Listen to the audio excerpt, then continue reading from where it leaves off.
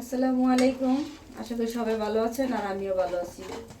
হঠাৎ করে বিকেলে বাসায় মেহমান আসছে, এখন তাদেরকে কি নাস্তা দিব। ঘরে চালের গুঁড়ো ছিল, তাই ডিম, পেঁয়াজ, মরিচ, ধনেপাতা, লবণ দিয়ে ডিম পিঠা বানাই দিয়েছি।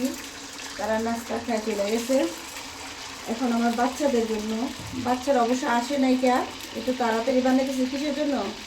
কারেন্ট মামা আবার লজ্জা পায় বেশিক্ষণ থাকতে।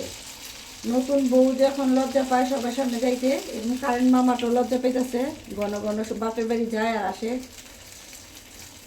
যদি সামর্থ্য থাকতো তাহলে বুবুরে ইন্ডিয়া থেকে সৌদি আরব নিয়ে অস করায় আই না, বুবুরে আবার বাংলাদেশে আনতাম। বুবু থাকতে আবার বালি কারেন্ট ছিল, বিদ্যুৎ মানে গ্যাস ট্যাস সব দিকে ভালোই ছিল। মানে বুবুও নাই, কারেন্টও লজ্জা পায়, গ্যাসও দাম বাইরে গেছে। কারেন্টের ভয়ে বাচ্চারা আসার আগে যে পিঠা বানাই দিতেছি, কি করার, ওভেনে গরম করে দিবনি।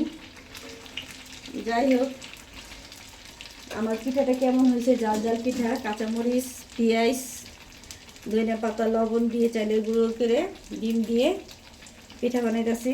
যে মেহমানদের অনেক আগেই বানাই দিছি, এখন আবার আমার ছেলেগুলোকে বানাইতেছি।